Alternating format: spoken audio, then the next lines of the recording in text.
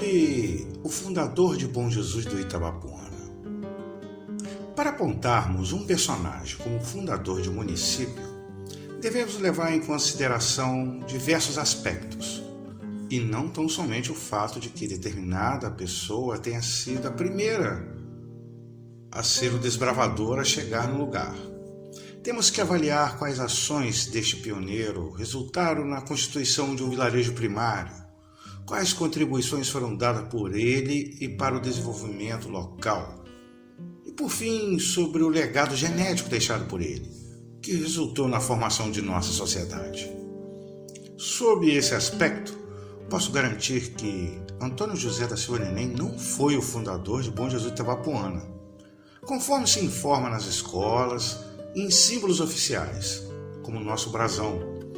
que data o ano de 1842 como o início da ocupação do solo bojesuense. E este mineiro desbravador sequer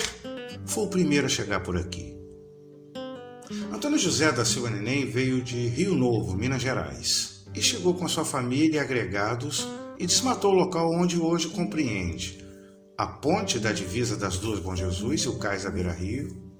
a rodoviária e a parte alta da Praça Governador Portela. Ele veio acompanhado do português Manuel Gomes Alves e Manuel da Silva Fernandes, conhecido como Silva Monarca, com suas respectivas famílias, tendo eles apenas descampado a área e armado acampamentos com estrutura de madeiras e folhagem de palmeiras ou assemelhadas. Silva Neném ficou aqui por muito pouco tempo,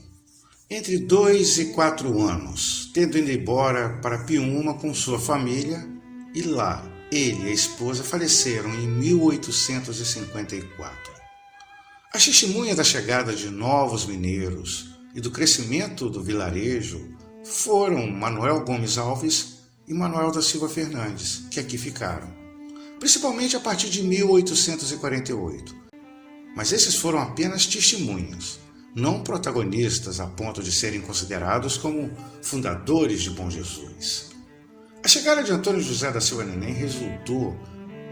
em um poderoso legado cultural e religioso em Bom Jesus do Itabapoana, que está na devoção ao Senhor Bom Jesus, como a relíquia histórica, um crucifixo trazido nessa pequena comitiva de 3 famílias em 1842. Sem afirmar com qual dos 3 veio essa peça, e que hoje está guardado em um sacrário da matriz do Senhor Bom Jesus, sendo o artefato histórico mais antigo a chegar aqui, com 180 anos.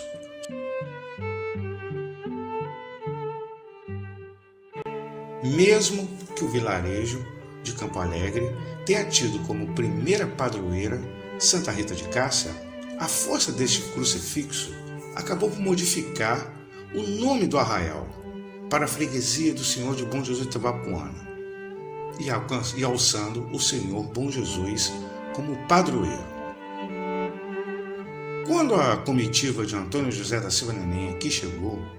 as terras já tinham dono e faziam parte da fazenda Soledade, cuja sede se localizava onde atualmente se denomina como o bairro Soledade, distante da praça. E sobre o dono dessas terras, é o que vamos apresentar nesta obra.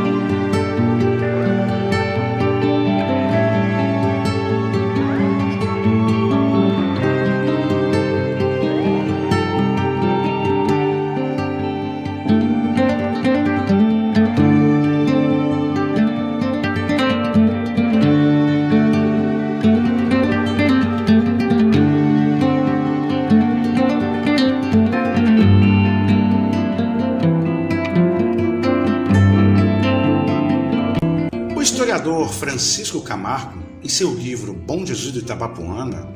assevera que foram 3 eventos históricos que influenciaram na ocupação e na vida de diversas famílias mineiras no norte da província do Rio de Janeiro e sul do Espírito Santo, que se deslocaram para essa região, a partir da independência do Brasil em 1822. Sendo o primeiro desses a Inconfidência Mineira, ocorrida em 1792, cujo enforcamento do alferes Joaquim José da Silva Xavier, o Tiradentes, resultou em uma onda de perseguições que levaram as famílias inconfidentes Silva Pinto, Silva Xavier, Alves Maciel, Costa, Paula Freire, Oliveira França, Dutra de Nicásio e Gonçalves Dutra a migrarem para a região. O segundo evento foi a Revolução de 1842, ou a Revolução Liberal de Barbacena, Minas Gerais, tendo o Partido Liberal se rebelado contra o Império, movimento liderado pelo mineiro Teófilo Otoni, sendo o movimento debelado e reprimido pelo Duque de Caxias, resultando em diversas prisões e a migração de famílias simpatizantes dos liberais para a região, notadamente os Teixeira de Siqueira, Furtado de Mendonça, Pereira da Silva, Campos e Gonçalves da Silva. O terceiro evento histórico foi a Guerra do Paraguai, entre 1864 e 1870, com as famílias já estabelecidas aqui, vivendo as turbulências de terem seus filhos no combate. Em particular, a história de Bom Jesus do Itabapoana teve seu início em 1822, através do decreto número 1261 do imperador Dom Pedro I, concedendo a um jovem alferes os títulos de terras que constituem mais da metade do que é hoje o município de Bom Jesus do Itabapoana.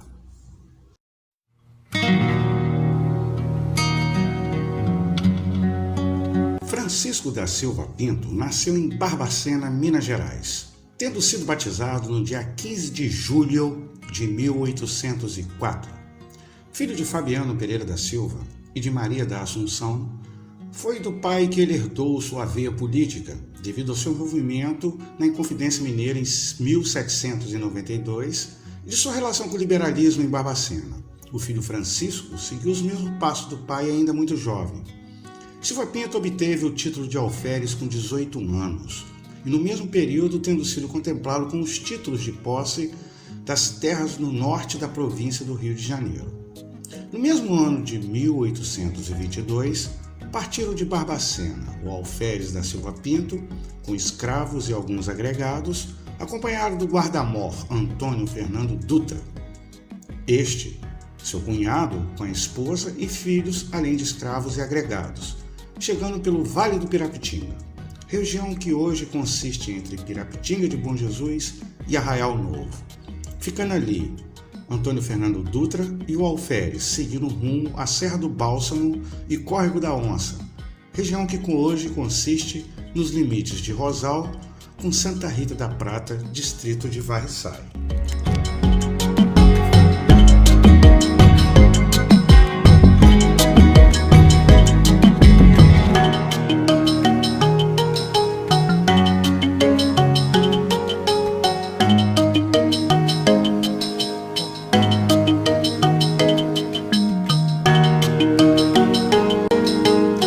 Analisando as informações pesquisadas nas fontes exploradas,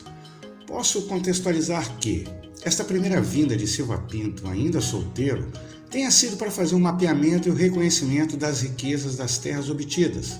tanto que ele, em 1823, já estava de volta em Minas Gerais, se mudando neste mesmo ano de Barbacena para Vila Rica, na época capital da província de Minas Gerais e atualmente Ouro Preto. Em 1824 ele conhece Francisca de Paula Figueiredo, que logo depois casaria com ela. E em 1825, ainda em Ouro Preto, eles têm o primeiro filho, Carlos Pinto de Figueiredo, que foi criado pelos familiares, muito provavelmente os avós, em Minas Gerais. E o casal Francisco Silva Pinto e Francisca de Paula Figueiredo rumaram para o norte da província do Rio de Janeiro no início, talvez, de 1826, junto com os irmãos Dutra Nicásio, com suas famílias, escravos e agregados, para desbravar as terras obtidas junto ao imperador Dom Pedro I, sendo que José Dutra Nicásio atravessou o rio, desbravando e fundando o arraial de São José do Calçado,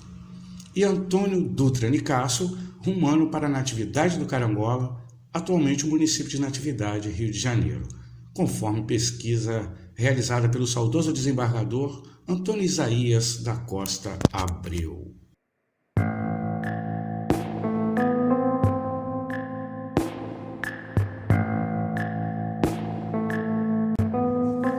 Em 1826, o alferes e família constituem a primeira residência no Vale do Itabapoana, com a construção da Fazenda do Bálsamo, na região que hoje consiste no Alto Rosal, próximo à Piedade.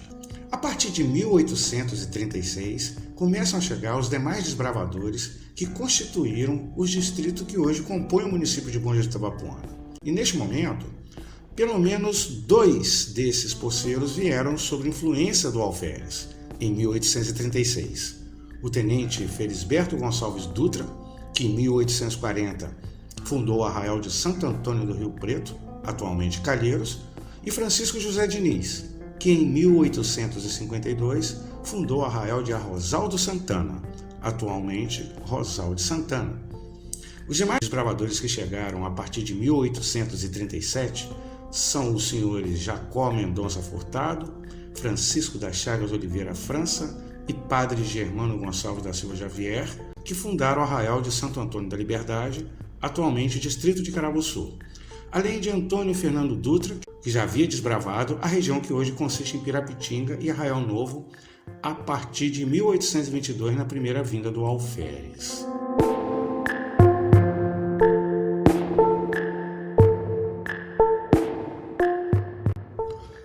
Depois de 12 anos vivendo na Fazenda do Bálsamo, em Santana do Itabapoana, atualmente Rosal, Silva Pinto, esposa e filhos teriam retornados para Ouro Preto, Minas Gerais,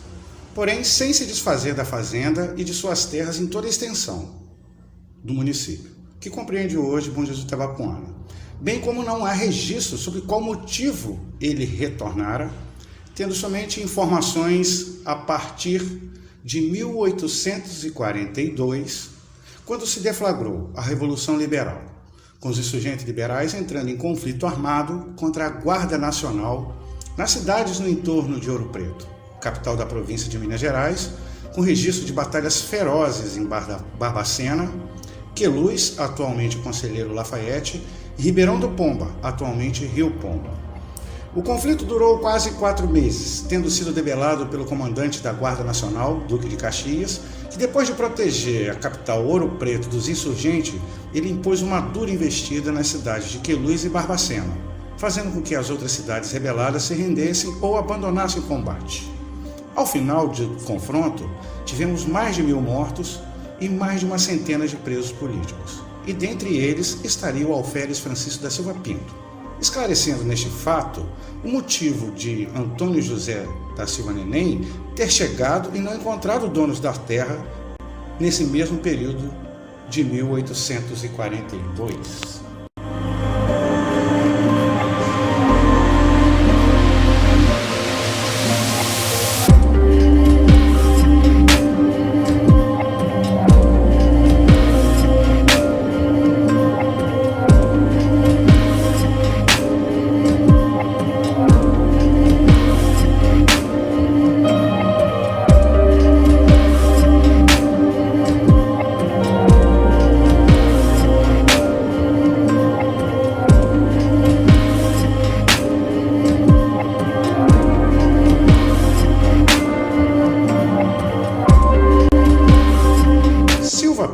Teria ficado 2 anos presos, sendo beneficiado pela anistia concedida pelo imperador Dom Pedro II a todos os insurgentes. Porém, o ambiente político não se distensionou naquela região. Pelo contrário, as tensões se elevaram com uma verdadeira onda de perseguições do governo da província de Minas Gerais contra os liberais que participaram do movimento,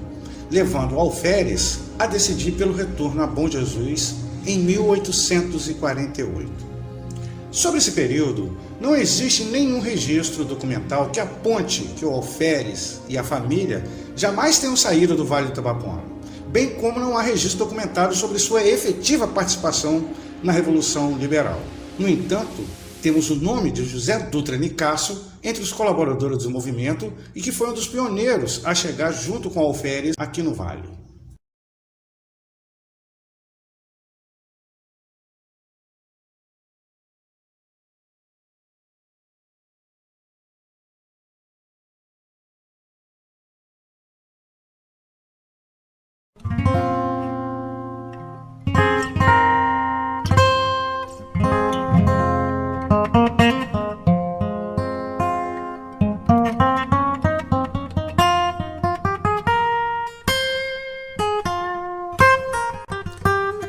O fato de Silva Pinto ter construído a primeira edificação de alvenaria em Bom Jesus em 1850, no local onde hoje se localiza a parte alta da Praça do Governador Portela, me leva a crer que ele tenha retornado em 1848 para sua fazenda na Serra do Bálsamo, vindo de Ouro Preto, e ao visitar a Fazenda Soledade se deparou com povoamento, informação e desenvolvimento no local onde foi desbravado por Antônio José da Silva Neném em 1842. E ali ele passou a investir no desenvolvimento da comunidade. Pelo período em que a família Saviano adquiriu a Fazenda do Bálsamo, podemos presumir que Silva Pinto tenha se mudado com sua família para Calheiros entre 1850 e 1855. E ele continuava seus negócios em todas as regiões do município em que se localizavam suas propriedades, como no caso da Fazenda da Barra do Pirapitinga, que tinha uma área de 600 alqueires e que foi negociada com os irmãos Teixeira de Siqueira em 1857. E a própria Fazenda Soledade, com 100 alqueires, onde Silva Neném havia desbravado, posteriormente foi vendida ao tenente João da Costa Soares e sua esposa, Dona Ana Maria Soares.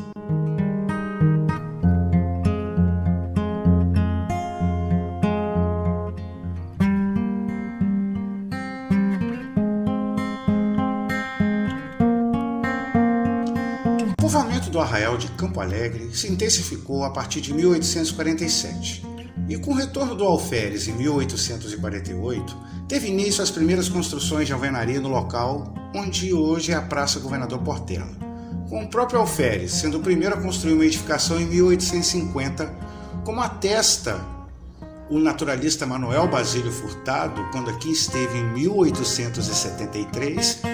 registrado em seu livro Itinerário da Freguesia do Senhor Bom Jesus de Itabapoana, As Grutas da Mina do Castelo, que foi lançado em 1884,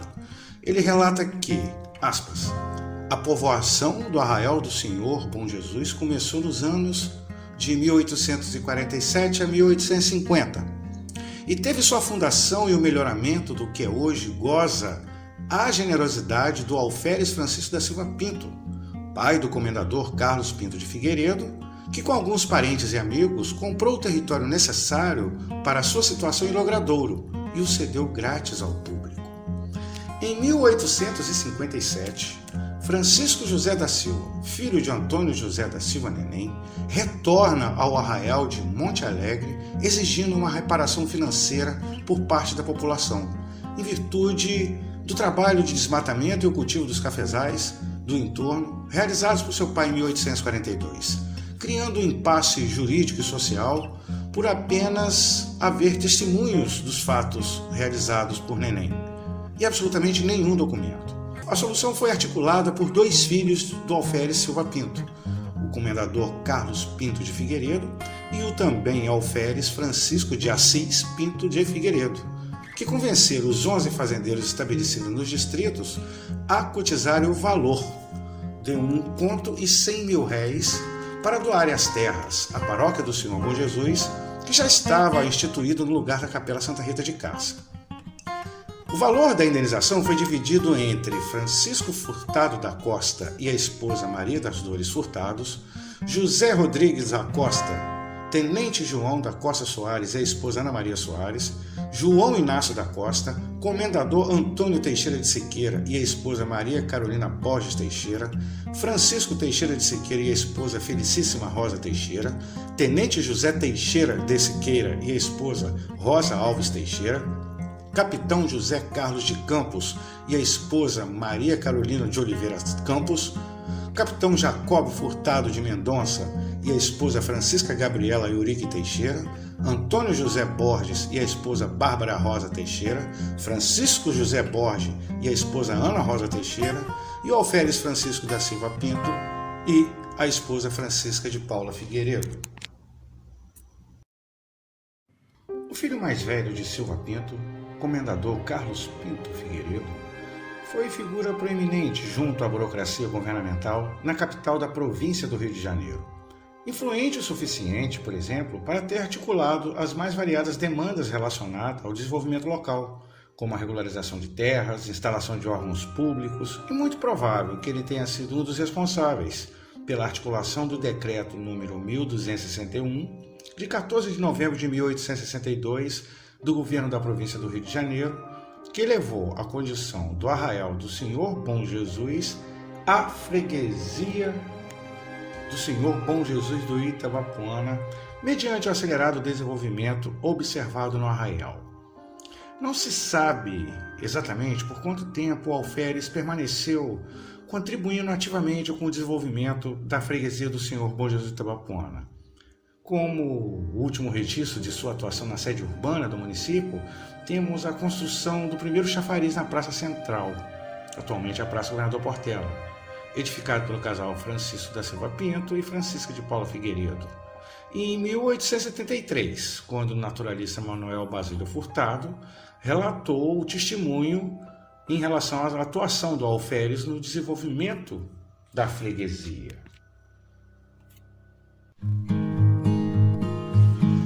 De acordo com as pesquisas, desde o início da década de 1870, que o casal Pinto Figueiredo tenha retornado a fixar residência permanente em Calheiros, pois é lá que Francisca de Paula Figueiredo faleceu no dia 10 de novembro de 1874 e lá está sepultada. Aliás, cabe uma citação sobre a família da esposa do alferes, de grande influência política em Ouro Preto, tendo seu irmão mais novo, Afonso Celso da Assis Figueiredo, alçado um dos mais altos postos do Império, sendo intitulado como Visconde do Ouro Preto, tendo exercido cargos de grande envergadura, de ministro do Império, senador, entre outros. Francisco da Silva Pinto faleceu em 9 de janeiro de 1882, e por muito tempo não se sabia exatamente onde ele residia no momento de sua partida. Fato somente descoberto a partir de 2019. Primeiro, com Antônio Soares Borges atestando que ele falecera em Bom Jesus do Itabapoana, mas sem indicar com precisão onde ele estaria sepultado, considerando a hipótese de ser no antigo cemitério que existiu entre a rodoviária e o Espaço Cultural Luciano Bastos, e posteriormente o saudoso desembargador Antônio Isaías da Costa Abreu identificou com exatidão o local através de pesquisa realizada pela historiadora Cátia Nunes Campos, confirmando que o alferes está sepultado junto à sua esposa Francisca de Paula Figueiredo, em Calheiros, segundo distrito de Bom Jesus do Itabapoana. Na sepultura, na lápide, consta só o nome de Francisca. Segundo especulou o desembargador, a inscrição com a morte do alferes pode ter sido apagada com o tempo ou não ter sido colocada, dependendo das circunstâncias.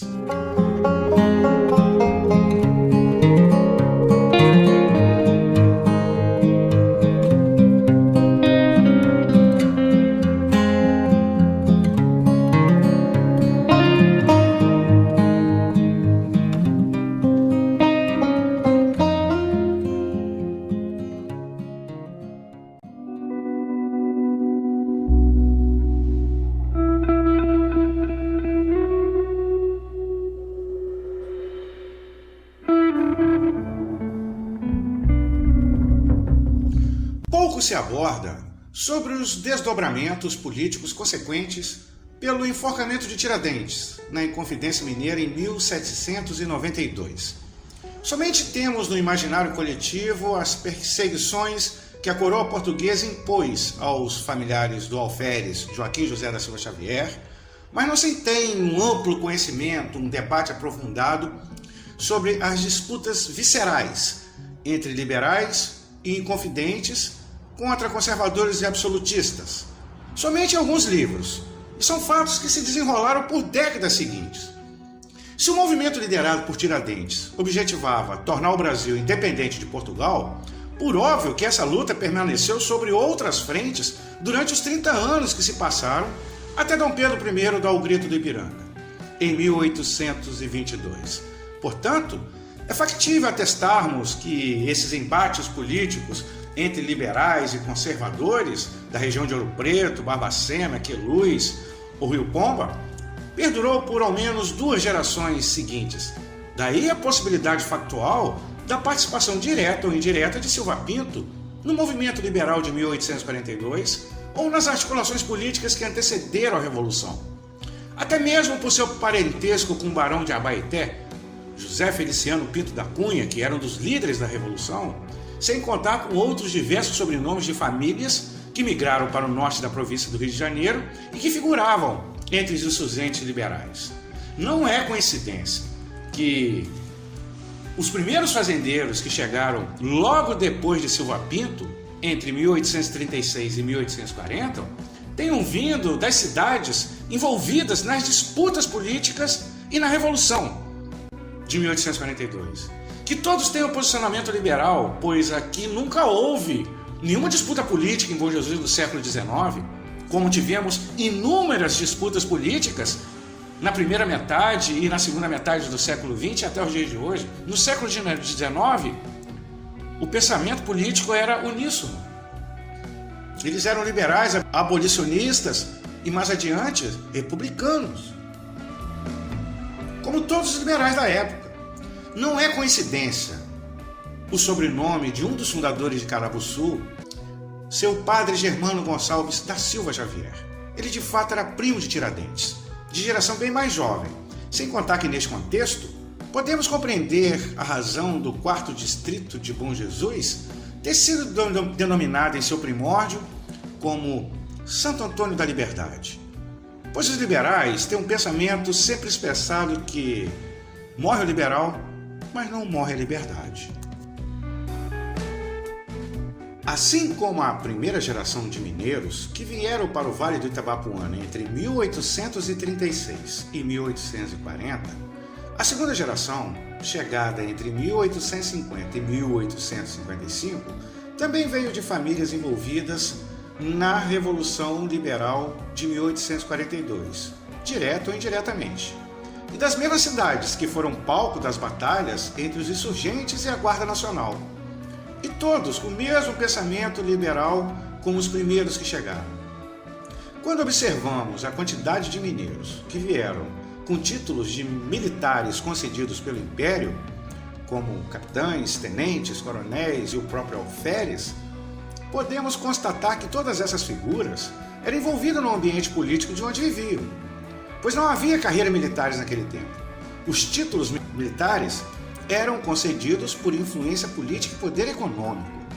E não é plausível que pessoas dotadas deste perfil e ostentando honraria militares e de influência política tenham saído de onde viviam para tão somente buscar um novo lugar para recomeçar a vida em uma região totalmente desconhecida. Por óbvio que esses personagens intitulados vieram por um motivo que envolveu a todos em período semelhante. Muito provável que esses mineiros vieram em busca de paz e prosperidade, podendo inclusive tratar-se de familiares dos personagens envolvidos nas disputas políticas. E mesmo que esses não tenham se envolvido, esses também eram alvos de perseguições e retaliações por conta do sobrenome que eles carregavam. Fato relatado no livro A História da Revolução Liberal de 1842. Vindo esses à procura de um lugar que não houvesse as perseguições do governo da província de Minas Gerais, que era conservador e absolutista, ao passo que a província do Rio de Janeiro era um ambiente hospitaleiro aos liberais. Na terra desconhecida ao norte, que foi desbravada assimetricamente no tempo dos desdobramentos das insurgências ocorridas em Minas Gerais ao longo de 50 anos.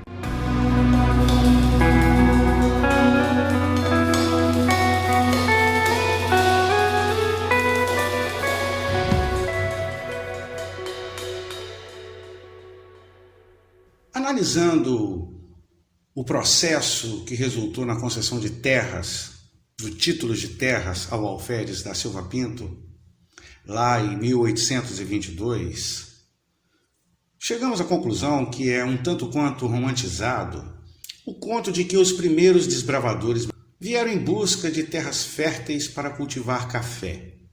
como se houvesse uma fama que aqui nessa região teriam terras férteis para o café, conforme narra a história oficial e também diversas fontes literárias locais. Os pioneiros que chegaram primeiro entre 1830 e 1840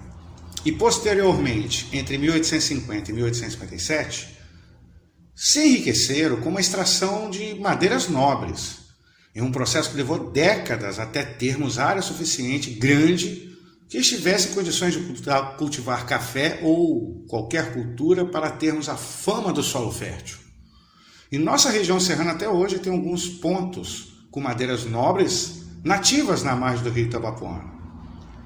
Conforme o informativo do Almanaque Comercial e Industrial da província do Rio de Janeiro,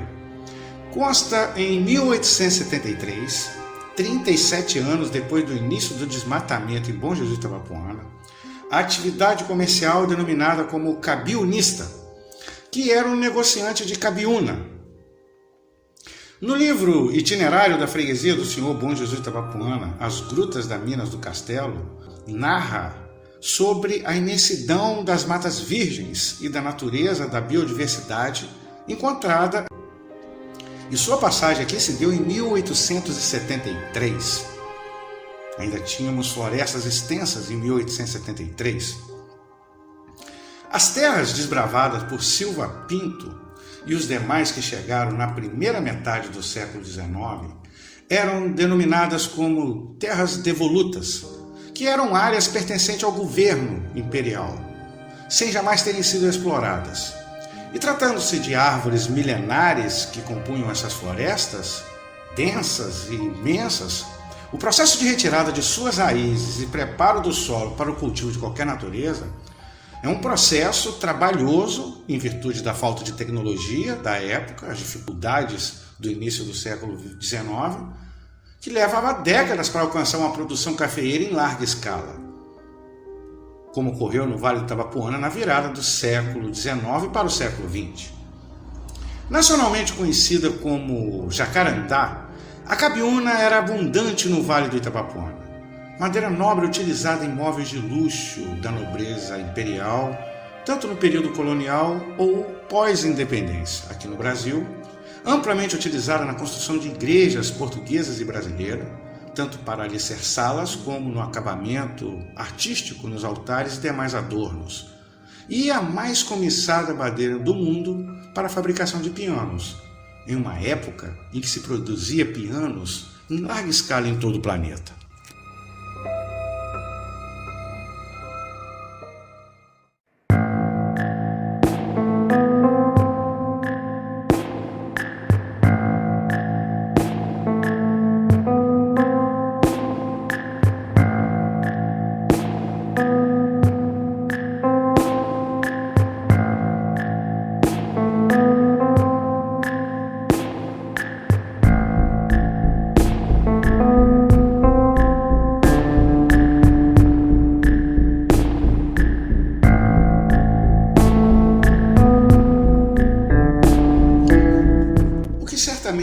Fascinou Francisco da Silva Pinto quando aqui chegou foi a exuberância do rio Itabapoana. Com sua vazão impressionante e com uma topografia que forma enormes quedas d'água por um percurso de aproximadamente 40 quilômetros, sem contar com a exuberância hídrica da região do Arraial Novo, até hoje inclusive, isso significava naquela época uma infinidade de possibilidades de manejo da água. Isso sim era o diferencial da nossa região, seja para irrigação ou para a geração de energia hidráulica, que tocava moinhos, engenhos e demais equipamentos utilizados na época. O legado cultural deixado por Francisco da Silva Pinto está cravado na própria identidade histórica do povo bojesuense na sua relação com o rio Itabapoana, pois sendo Alferes o primeiro desbravador a chegar nessas terras, foi ele o primeiro a fazer contato com os índios puris que viviam entre Calheiros e Rosal. mas em Rosal devido à sua primeira fazenda ser a fazenda do Bálsamo. E certamente foi ele quem inseriu o nome Itabapoana na linguagem dos não indígenas, no caso dos brancos e negros que aqui chegaram. Analisando as fontes de pesquisa deste documentário, encontrei o nome Itabapoana acompanhando o alferes por onde ele passou. Primeiro no livro Rosal, Terra das Rosas e das Poesias, de Fábio Luiz Teixeira, que aponta o nome de Santana do Itabapoana como de Rosal antes da chegada de Francisco Diniz, que acabou em 1852 denominando o arraial como Arrozal de Santana. Dentre as propriedades do alferes, uma localizada onde é hoje a comunidade de Santa Isabel se chamava Fazenda Orla do Itabapoana. E entre 1880 e 1910, o arraial de Santo Antônio do Rio Preto teve a denominação modificada para Santo Antônio do Itabapoana. E depois o nome definitivo de Santo Antônio de Calheiros. E por fim, pode ter sido postulado por Silva Pinto a inserção do nome Itabapoana quando o governo da província do Rio de Janeiro decretou a elevação da condição para a freguesia do Senhor Bom Jesus de Itabapoana, sendo que desde 1857 se chamava somente Arraial do Senhor Bom Jesus.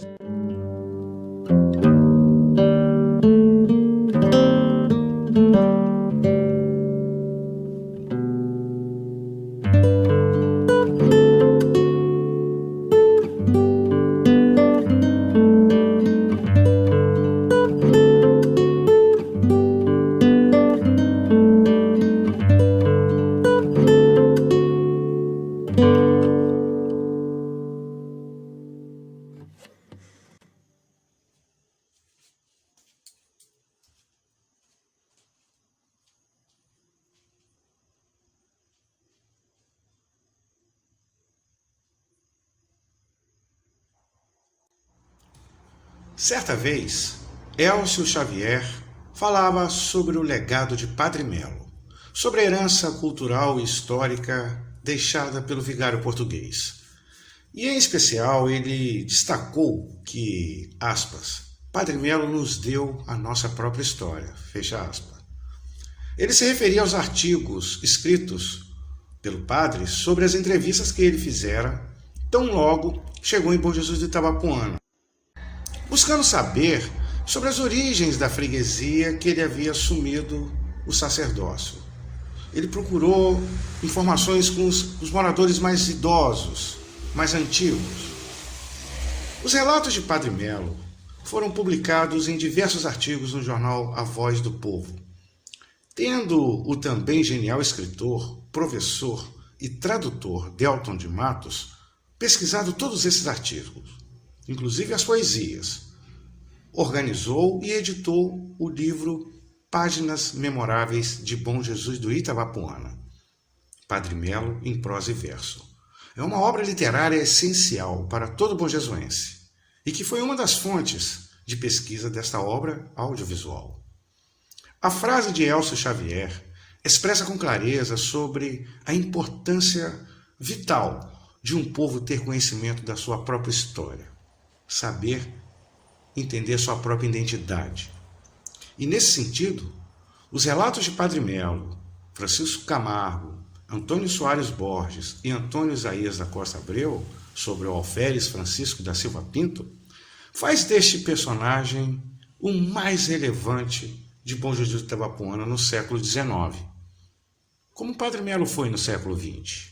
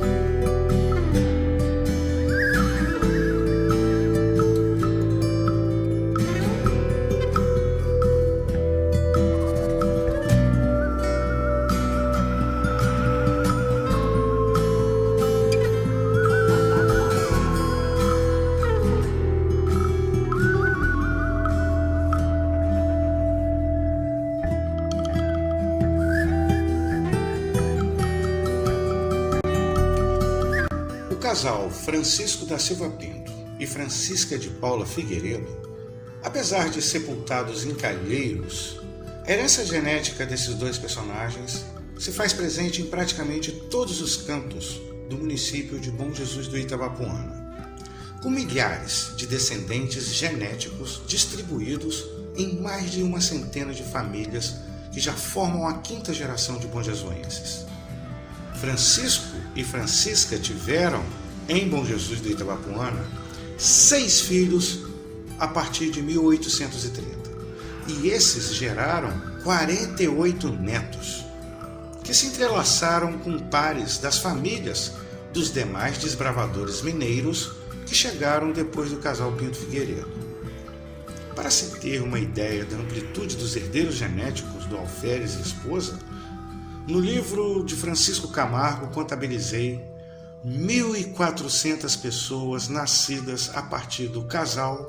e seus 6 filhos e 48 netos. Hoje temos tetranetos do casal, o alferes e da Francisca, que sequer são parentes entre si, que hoje formam com fidelidade histórica a própria identidade da sociedade bonjesuense, estando os descendentes em todas as camadas sociais que formaram famílias históricas, que contribuíram valorosamente na construção do que é hoje Bom Jesus do Itabapoana.